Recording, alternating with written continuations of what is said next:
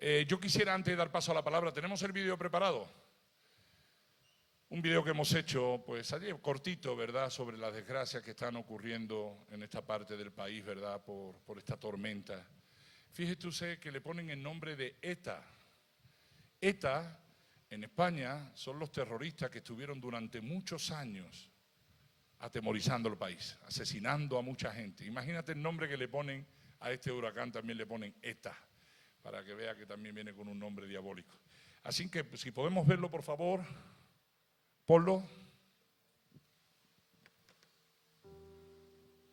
Y ahí en vivo también lo podemos poner en la red, ¿verdad?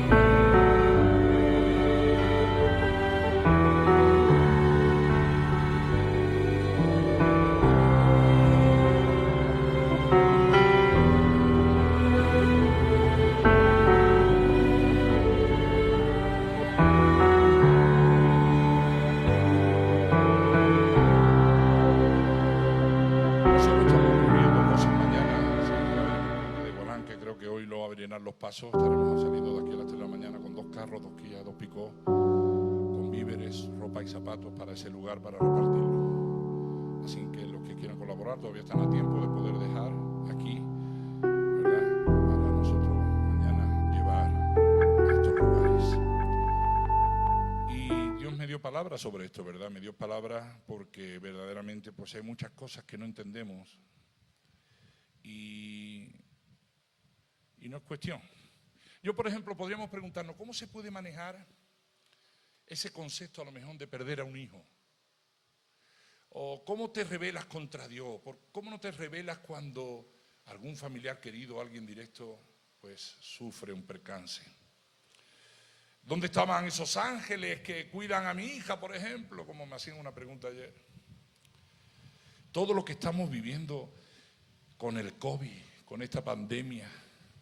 ¿Cuántas familias, verdad, que han perdido seres muy queridos? ¿Cuántos están pasando situaciones difíciles por enfermedades, situaciones difíciles por la economía? Claro, uno se preguntaría y diría, ¿cómo puede un Dios que es todo amor y todopoderoso permitir el sufrimiento aquí en la tierra?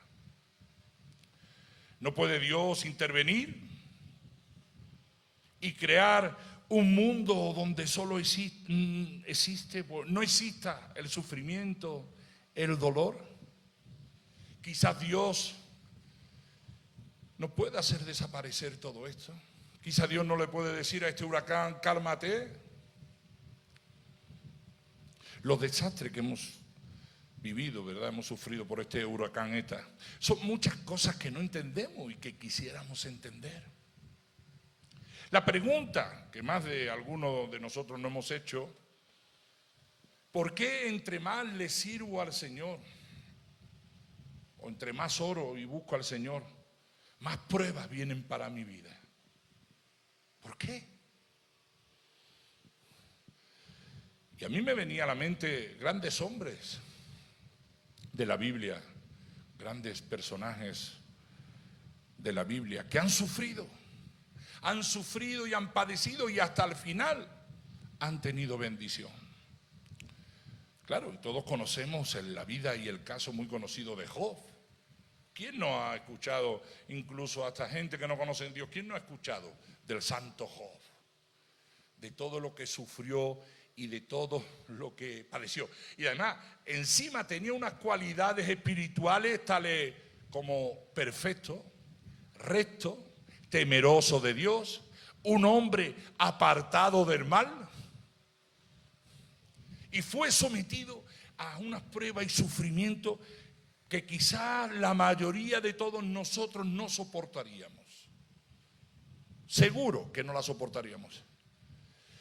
Y hay que tener presente que cuando esto pasa, Dios tiene un propósito para la vida de Job. Y Job, lo bueno de todo esto, y ojalá nosotros entendamos hoy, Job lo comprendió. Job comprendió perfectamente.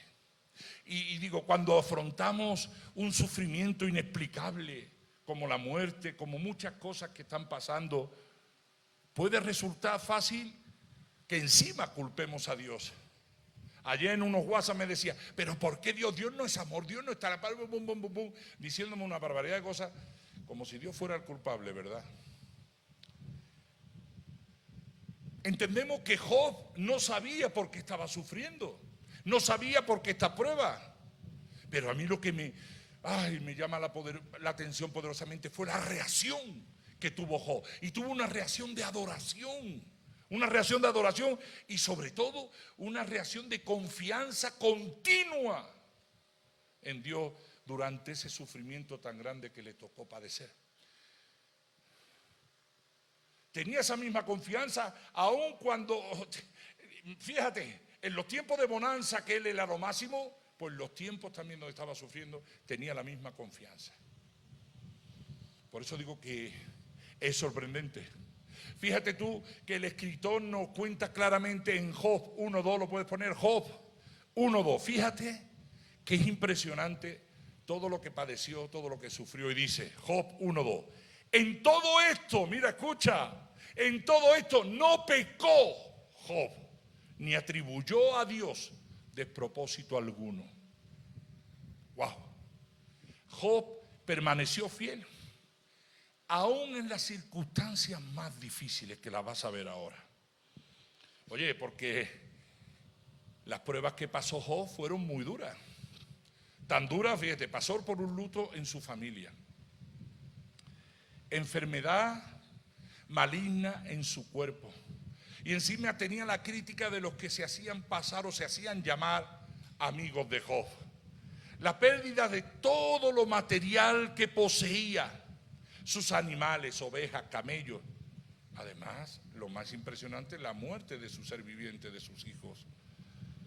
Y si no más todavía, el desafío de manchar su integridad por su propia esposa. Y dice en Job 10, 2 al 3. Job 10, del 2 al 3. Y fíjate, qué maravilla. Diré a Dios, no me condenes, hazme entender por qué contiendes conmigo. ¿Te parece bien que oprima, que deseche las obras de tus manos y que favorezca los designios de los impíos? Estamos hablando de un hombre devoto. Estamos hablando de alguien que se aferra y que se agarra a esa fe y que se ve afectado por un desastre impresionante en toda su magnitud. Pierde todo su ganado, su riqueza, su familia, todo. También, para mí, lo más sorprendente es la muerte de sus hijos. Y entonces, encima, es afligido por una enfermedad que lo deja marginado de la sociedad humana. Dice que era tanto el picor que sentía que se rascaba con teja, porque no soportaba. Lo más sorprendente es que Job nunca preguntó por qué estaban ocurriendo esas cosas. Lo más cerca que llegó Job cuando dijo, dime Señor, ¿qué tienes contra mí? Eso fue lo más cerca. Él mira al cielo y dice, bueno, estoy aquí, pero tienes algo contra mí. Porque no entendía la situación. Job estaba compartiendo su agonía espiritual con el mismo Dios, al que no podía entender el por qué estaba sucediendo todo. No obstante, pues Job le dice, pero ¿qué pasa? como compartía yo en esta mañana. Recibiremos de Dios el bien y el mal no lo recibiremos. Solo queremos recibir las bendiciones. No queremos pasar por pruebas, no queremos pasar por situaciones difíciles.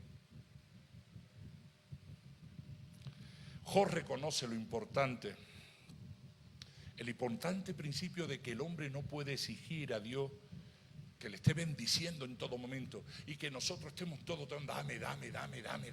No, hombre, no le corresponde al hombre decidir qué hará Dios. No nos corresponde a nosotros decirle, Señor, ¿por qué estás haciendo esto? El doloroso problema, sin embargo, llega en el momento cuando el sufrimiento de Job se vuelve tan insoportable que él lo que ya quería era morirse. ¿Para qué sufrir más?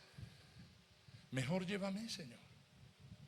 Mejor me muero. Para él era mejor, era preferible morir. Y estando angustiado, desconcentrado, desconcertado, Job pregunta, claro, en efecto, ¿por qué vive el hombre así? Solo para sufrir. ¿Por qué, Señor, vive un hombre? ¿Para sufrir? Él no se está quejando, ¿eh? Él está preguntando, Dios, ¿qué es lo que he hecho? ¿Puedes desecharlo? ¿Me puedes desechar como si fuera solo un juguete? Después de que he sido un hombre perfecto, recto delante de ti. Encima los amigos de Job sostienen una relación directa con él. Y le dice, pues, Job, ¿no estarás en pecado? ¿Por qué te ha sobrevenido toda esta desgracia? ¿Por qué no te examina Job y mira a ver en dónde ha fallado Job? Los amigos metiéndole baza. Y por claro, por tanto razonan que para sufrir de la manera que está sufriendo Job, pues seguramente debe de haber pecado gravemente. Debe de haber hecho algo gordo, ¿verdad? En el caso de los amigos de Job podemos decir que ellos representan los conceptos de eso, de la filosofía humana, que tratan de solucionar los problemas del hombre, pero sin un conocimiento verdadero de lo que es la naturaleza de Dios, de lo que es Dios en sí mismo y su trato con el hombre. No.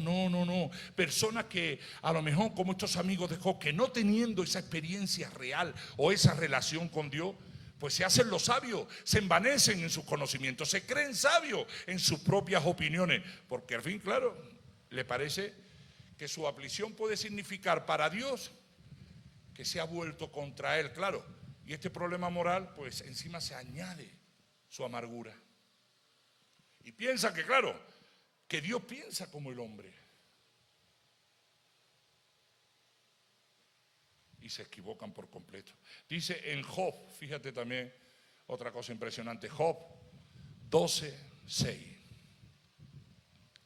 Job 12:6.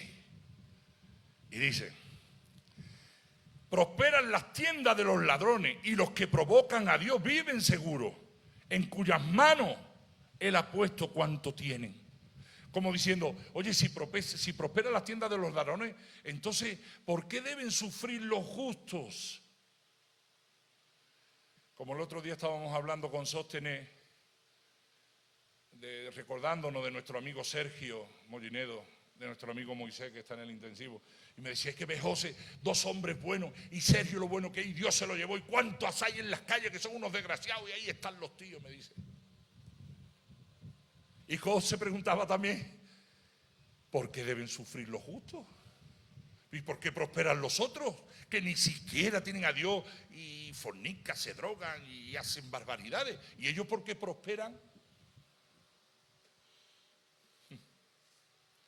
Los amigos de Job fracasan completamente en su intento por destabilizar o desanimar o que entre en depresión la convicción de Job, de su propia rectitud. Finalmente, al final los amigos se tuvieron que callar cuando vieron que la fe de Job era inquebrantable.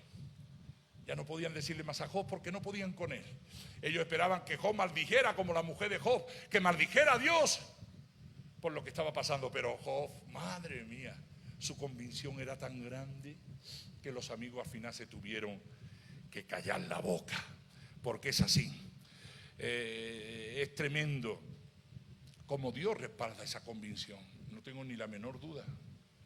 Porque claro, la convicción de Job, ¿en qué está fundamentada? Está fundamentada en la fe. En la fe. Fe fundamental en Dios. Y en su justicia. Porque así es como son las cosas. A pesar de todas sus objeciones, a pesar de todo lo que podamos decir. Y así Job lo que hace es que expresa la esperanza de que en la vida futura, si no ahora, Dios como redentor suyo lo defenderá siempre y estará siempre a su lado. El resultado para Job, ¿cuál fue? Después de todo este sufrimiento y toda esta desgracia, bueno, fue un conocimiento nuevo e íntimo con Dios. Por eso dice, mas ahora mis ojos te ven. Ahora empezó a experimentar algo nuevo en su vida, una comunión mucho más especial en su vida. Él pudo decir en Job 42 del 5 al 6, de oídas te había oído, mas ahora mis ojos te ven. Por tanto me aborrezco y me arrepiento en polvo y ceniza. Madre mía. Esta obra de Dios en el hombre debe de ser de naturaleza individual, porque así es como, porque solo el individuo, solo la persona que pasa por estas cosas, solo las personas que pasan por un sufrimiento fuerte, puede crecer por medio de la experiencia. El problema general del sufrimiento permanece. Y la única respuesta que se puede sacar del libro de Job es que el hombre no puede poner en tela de juicio la soberanía, la majestuosidad de Dios, y lo que no puede hacer el hombre es echarle la culpa a Dios. Recuerda, ¿quién es el príncipe de este mundo? ¿Quién es? Satanás.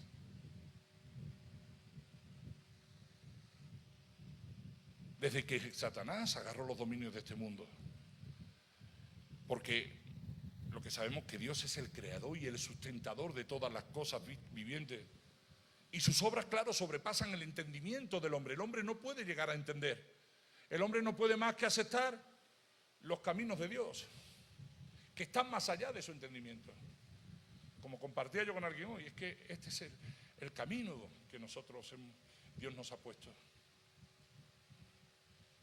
Este es el llamado que Dios nos ha dado.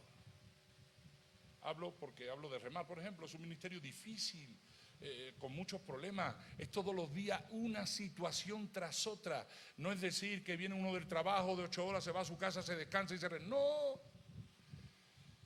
Aquí a las 11, a las 2 de la mañana, a las 4. La situación de tener que cuidar a tantas personas. Y ve uno que está la cosa complicada, que es muy difícil. Pero son los caminos de Dios, los que Dios ha escogido para nosotros.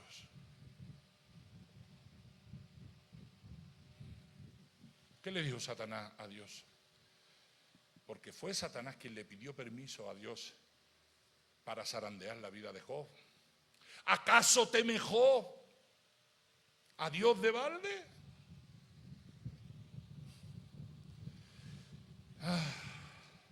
Por lo tanto, aunque el libro de Job no ofrece una respuesta como nosotros quisiéramos, sencilla al problema del sufrimiento, pero sí lo eleva al nivel máximo. Claro que sí. Solo por la pérdida de sus bienes y por el sufrimiento personal, podía saber Job que él servía a Dios con seguridad. Job no servía a Dios por amor a las cosas, por amor a la riqueza.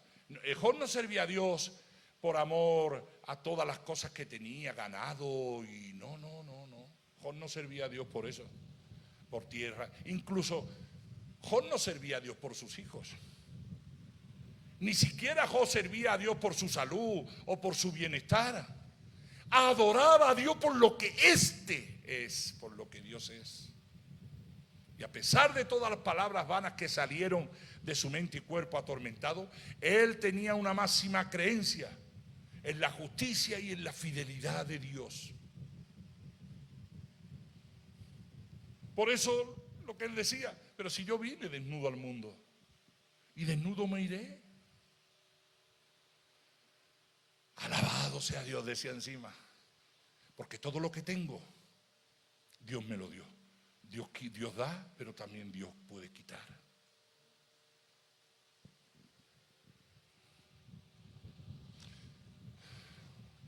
Yo no quiero que mucha gente llegue a lo mejor, oye, fue solo cuando se quedó despojado de todo lo que él tenía, realmente comprendió que Dios era su único refugio.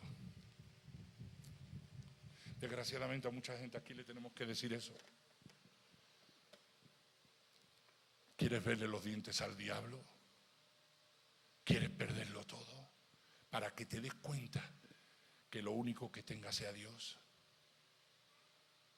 Tenemos que llegar a ese punto. Yo recuerdo cuando salí de las drogas. Yo había perdido a mi familia. La perdí yo.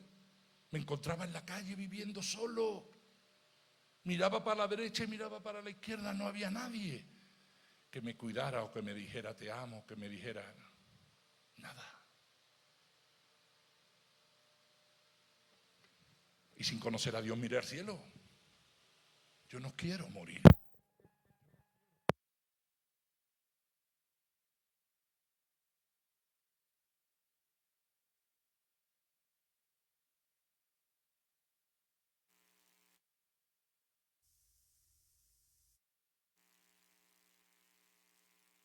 Sí, pues eso le decía a Dios.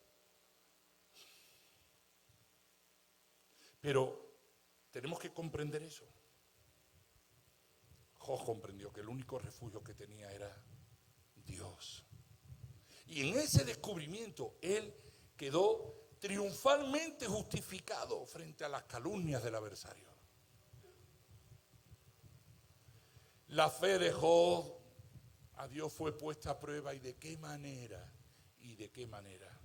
Y por la prueba su fe, mire, yo no sé si ustedes ven ¿cómo se llama lo del el desafío sobre el fuego? Que hacen unas espadas, unos cuchillos. Que no es fuerte ese cuchillo una vez que lo han hecho, trabajado, hasta que lo templan y lo meten en aceite caliente. Y cuando no hace ningún ruido, no estorba, y la lima se desliza, es que ha sido templado perfectamente. Pues así fue la vida de Job.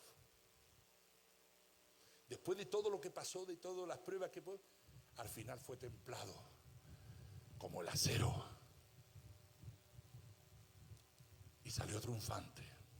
Fue por su aceptación final de la sabiduría de Dios y por aprender, que es lo que tenemos que aprender todos, que podía crecer en fe por medio de ese sufrimiento. Claro, Job llegó a tener un conocimiento pleno de Dios. Ahora, yo te digo, como le decía a una persona, ¿cuál debería de ser nuestra actitud ante el sufrimiento? Dime. ¿Cuál debería ser nuestra actitud en esos momentos difíciles? La primera actitud debería de ser de adoración. De postrarte delante de Dios y adorarle. Y deberíamos decirle en esos momentos de dolor: oh Dios, yo creo que tú eres el Dios todopoderoso. Yo creo que tú tienes el control de todas las cosas. La gente se preguntaría: ¿cómo tal control tan grande que incluso puedes ayudar a los demás estando en la situación que estás?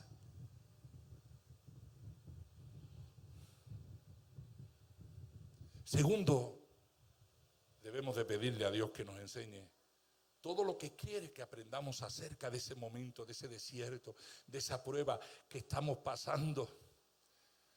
Señor, ¿qué es lo que quieres que aprenda de esto?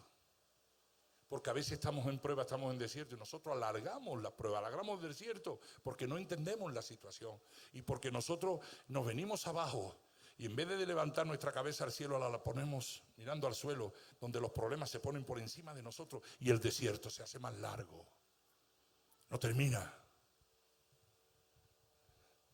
Dios, ¿qué es lo que más quiere?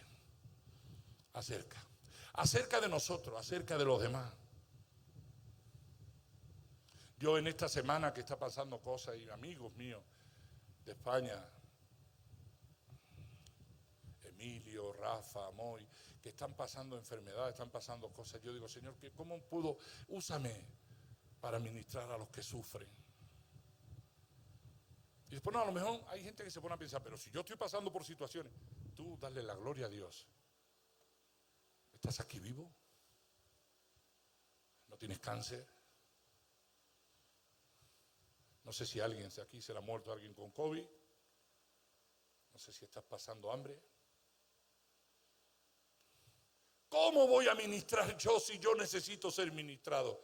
Levanta tu cabeza al cielo, hombre, y dile, Señor, ¿cómo me puedes usar para yo ministrar a los que sufren? Porque yo, en fin, en cuenta, soy un privilegiado.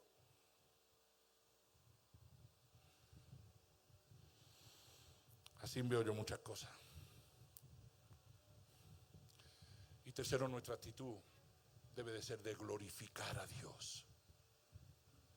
Señor, Job, desnudo vine y desnudo miré. Tú das, pero también quita. Sea tu nombre alabado. Wow.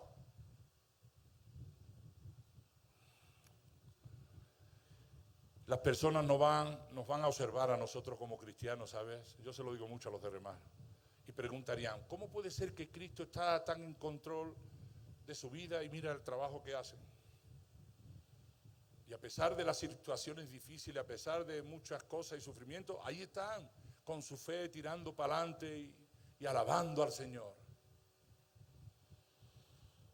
La Biblia enseña que debemos de ser pacientes en el sufrimiento. Eso es lo que más cuesta, ser paciente es lo que más cuesta. Tener canciones en la noche, ¿verdad? En tus lágrimas, ¿quién va a cantar al Señor? Cuando estás llorando, pues mira, hazlo porque esas lágrimas se van a convertir en lágrimas de alegría.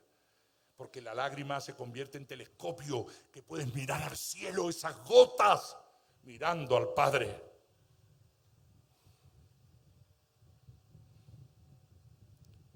Eso es lo que nos acerca a Dios. El sustentador del universo es un Dios sabio, un Dios de sabiduría y amor, que puede guiar y controlar el sufrimiento de aquellos que buscan el fin de llevarlos al conocimiento más profundo de Él. Ahora te voy a hacer una pregunta. ¿Sufres tú? Ahora, ¿sufre Dios? ¿Sufre Dios? Porque aún se puede alcanzar el nivel más alto en el entendimiento del sufrimiento, que lo sufrió Dios. Es que Dios mismo, afectado por el sufrimiento de los seres humanos, de su creación, mandó a su único hijo a morir por todos nosotros.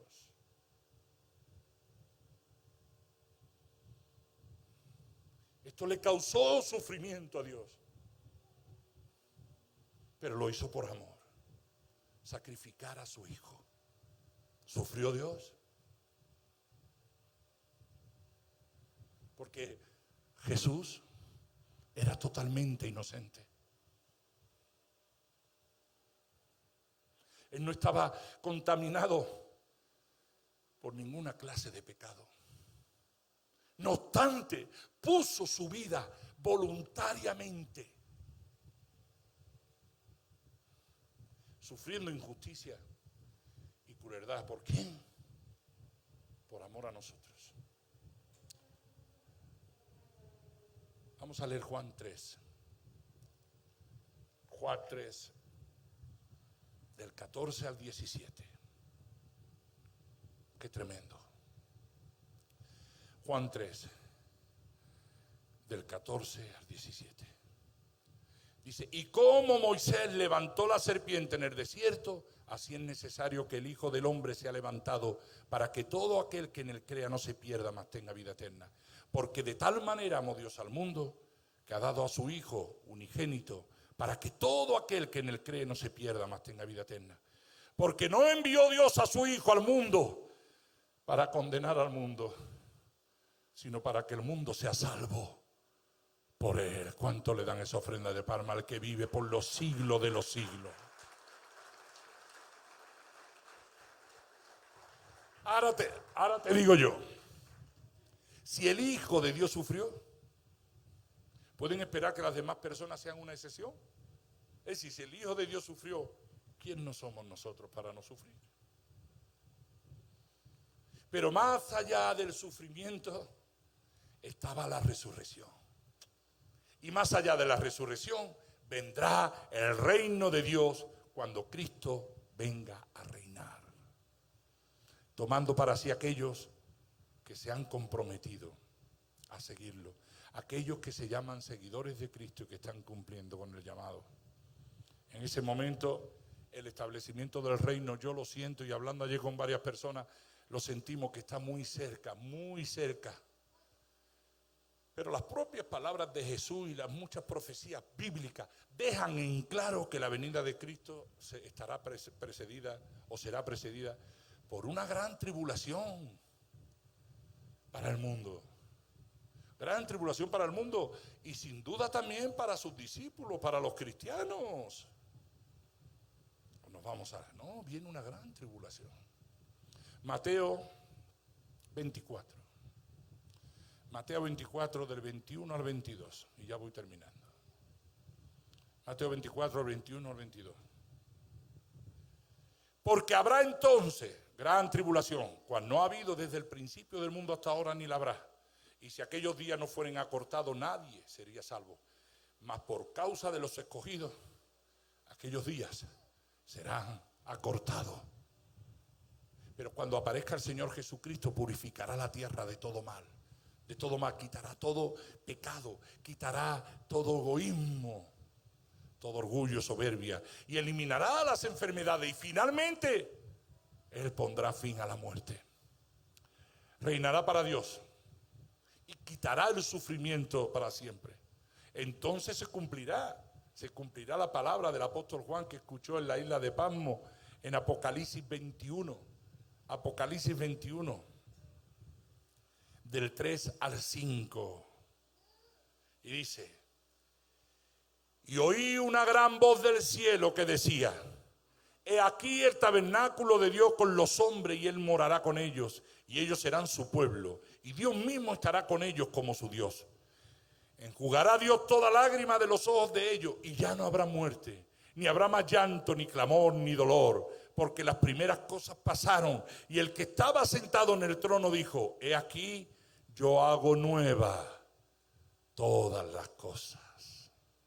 ¿Cuántos dicen amén? ¿Qué nos enseña todo esto? Que dentro de los planes de Dios, nosotros, como seres humanos, estamos incluidos. Lo que debe de ser para nosotros motivo de gozo y de alegría, que Él nos tenga en cuenta, como decía yo hoy, qué privilegio que Dios me haya llamado, que haya contado conmigo, aun cuando tenga que enfrentar un proceso de sufrimiento, de pruebas y de dolor y de depresión y de lo que sea. Qué privilegio que Dios ha contado conmigo. Wow, eso es impresionante. ¿Qué nos enseña todo esto? Pues que hay una serie de mecanismos en el mundo que se mueve, en el mundo espiritual, que no vemos ni entendemos, pero tiene que ver con nosotros los humanos. Y que solo una fe inquebrantable en este Dios soberano y amoroso como lo tuvo Job, nos ayudará a pasar todas las pruebas, nos ayudará a sobrepasar y a pasar todos los sufrimientos y dolores. ¿Qué nos enseña Dios de esto? Que Dios utiliza y permite el sufrimiento en nuestras vidas, yo lo he visto en mí, para moldear nuestro carácter. Claro, porque Porque cuando se mordea nuestro carácter, se producen los frutos del Espíritu en nosotros. Y muy especialmente, la humildad y la paciencia. Dios permite el sufrimiento para fortalecernos en la fe. Y debemos de aprovechar esta circunstancia para el ejercicio y robustecimiento de hacernos fuertes de una fe genuina en Dios, capaz de ayudarnos a saltar todos los obstáculos que se nos presenten. Que Dios desea traer honra y gloria a su nombre.